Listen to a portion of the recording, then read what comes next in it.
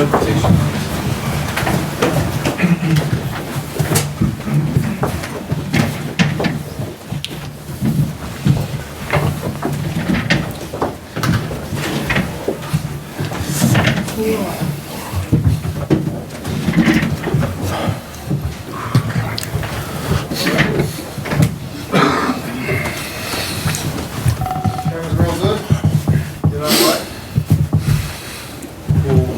Chase, Michael, how big a moment was the Isaac Rodder Farrell shoulder charge? What were your thoughts on that? Is that a penalty try? I think so, yeah. I do. But we got the ball on the line this year. He called it out. Called it out. Got the ball on the line this year, so that was good. But I think I felt that, and I want to make it clear, obviously, England were the better team, deserved to win. Well, they had us under pressure for many moments of the game, and I thought we resisted really well. So I don't want it to be seen like a carry-on. But the justification that Rodder tried to take him on with his shoulder is ludicrous. That's what the referee said. That's what you do when you carry the ball. So I went to the referees' meeting that they had here in the first week before the Wales game, and they referred back to the Owen Farrell tackle against South Africa. And the referees left Angus Gardner hanging out to dry by saying that that should have been a penalty, right, in front of all the coaches. And now, if that's a penalty, this is 3 penalties. I mean, you score there, momentum at half time. How frustrating is that to think of what maybe you could have done? Yeah, maybe, whatever. There's still 40 minutes of the game to play, which we can manage and control, right? And we didn't do that. I thought we kicked the ball away too much. We did score 2 other tries as well. That never even went back to some type of referral for ball. Like, in the first one that he said was forward pass, he's now supposed to say, is it to try, yes or no? Right? That's the way that this season with the TMO is being managed here in Northern Hemisphere. First time we've been playing with it. None of that happened. And the ball went out of his hands backwards, as did Hooper's one. It's a 25 metre pass. I didn't know you could throw one that long, to be honest, right? 25 metre pass. It goes out of the back of it goes backwards out of his hand, and it goes forwards. Like, they're the rules. I don't think they're the right rules, but I think they're the rules, right? And they didn't even stop to look at them.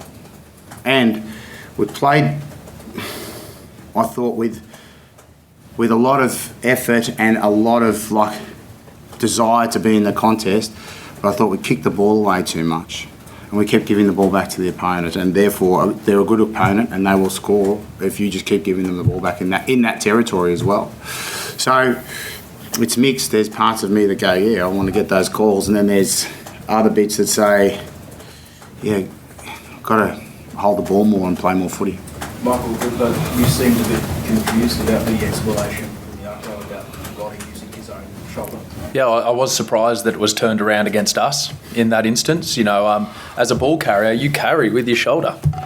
Simple as. And, you know, I was surprised that there was no look at it even. I thought that's what... the explanation from the referees with the TMO was going to be. So what we were doing was waiting for to have a look, but there was no look at it, which I thought was quite surprising, being on the field. And they backed their call, which, we did. We took the 3 points, moved into half time. I think with, from not having much ball, not having much sort of momentum to go into the half, effectively 0-0 was a good salvage from us there. Obviously, probably a bit of a repeat on, some performances we've had this year where we, get a few scored against us back into the game. Michael, is that the worst decision you've ever seen in your time? Wow, don't put words in my mouth now, please. Listen, the thing here is about wanting to see the regular occurrences. Now, in the first try that was disallowed against us, the guy was about to go back and kick the goal. They played the video on the screen 5 times in a row until someone took notice, and then the TMO decided he was going to check it, and within 30 seconds they decided it was a no try. So then you cut forward to the one at 40 minutes. There's no look whatsoever. I was asking management to inquire with the fourth official as to why there's no look. The fourth official told our manager time is up. Now, that is not an excuse as to why you can't look at the video replay. So I'm not sure what's happening in that regard. And it's funny, like when Israel Folau goes up to catch a ball and two guys go up on a single lift and that guy gets knocked over, Israel gets suspended. And it's his fault somehow. And then when Isaac Rodder runs at a guy, like he wouldn't any other guy, and I'm not saying he even intended it, but it doesn't matter. That's not the issue. Intent. It's our fault again.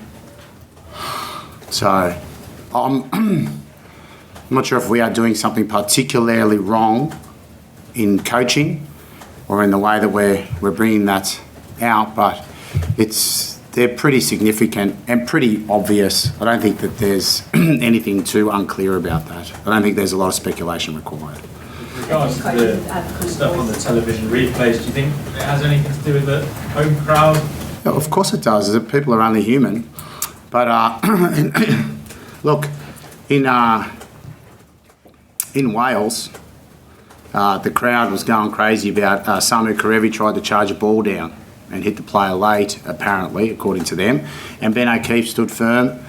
He made his decision. He looked at the replays and he backed what he felt. And I think that I don't even mind that, mate. I don't even mind if he takes a look.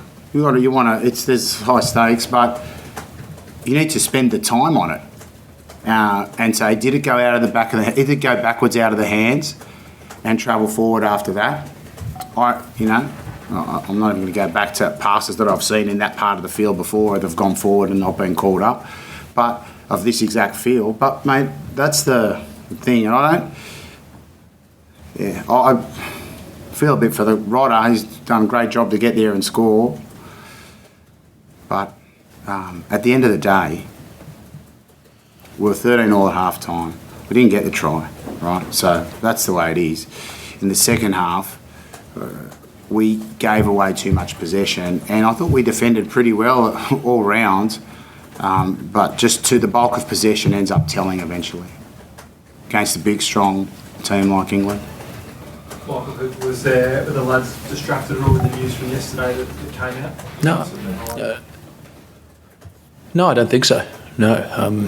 Obviously, we're here to play rugby, and it's something our guys have been doing for a long time now, being in the senior environment. It's definitely going to be a factor early on, but when you get to game day, like I'm speaking from experience, you are zoned in, you are prepped, you are ready to go. Like when there's 81,000 people out there, there's only one thing that you're looking at, and thinking about, not the stuff that's been.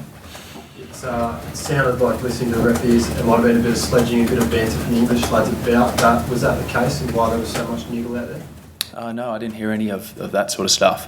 There was a bit around the try or the no try there right before half time, but I enjoyed that. It was a fun part of the game, and there's obviously it's a fairly strong rivalry.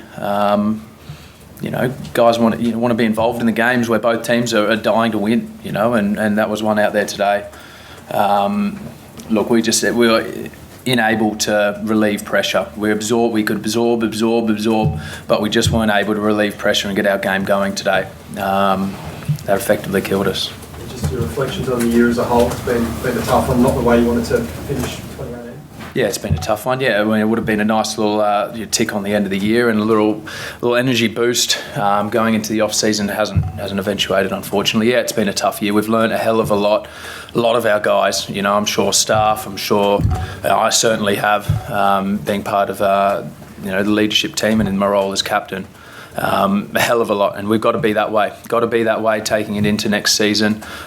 We've got a couple of days now to digest and really look forward to what's going to be next year. And we're going to have to take this, the tough lessons and move on. Michael, Eddie Jones was suggesting that there should be a centralised system in Australia because there's not enough players, and you've got the provinces that are bankrupt having a major say in what goes on. I'm interested in your thoughts on that. Look, we're trying to work. I'm not in a position really to control the machinations behind the scenes, but I'm doing my very best to build really strong relationships with the coaches of the CEOs of the 4 teams that represent Australia in Super Rugby. We've had a good round of meetings before we came on the tour, and we agreed to some basic principles about some central preparation for players next year, which will be starting off with a national camp together for the players. So we're going to be able to work more with those guys through relationships that we're building, and you've got to give and take in those as well. They're trying to do their best too. So as far as the behind the scenes structure, obviously that's not in my direct domain. I can always give my opinion, but I can still affect and be involved by building good relationships with Dave Vessels from Melbourne, Brad Thorne, Dan McKellar and Daryl Gibson, and intertwine with them as much as possible so that next year we're, first of all, as fit as we've ever been, so we can play the game that we want to play. Overall for you, you must be glad to see the end of 2018. Not really. Mate, I love footy. Well, what you can't, in the post-match, the lady asked me about that. She used the Latin term. I think the Queen's used it before, but I wasn't going to use it. But I love footy, and you can't just have the good bits. Everyone just wants the good bits nowadays. My phone's busted, throw it away, I'll get a new one. You know what I mean? Or you got to have the bad bits as well, and I don't want to have them, but when they occur, you've got to live them, you've got to own them. There's no law that says you can't feel sad or you can't feel pain, you know, because that's what's happened to us this year. We've felt sad often and we've felt pain often, and we will use that when we come back. I almost feel like I've got a repeat of this very day in 2014 right here. I think I may have even been asked that question because I was new in there, and the year before, which I hadn't really participated in. And there's a lot of great people in our team and a lot of great things happening behind the scenes that right now aren't turning themselves into wins, but we'll turn them into wins next year. Right. Thanks, guys.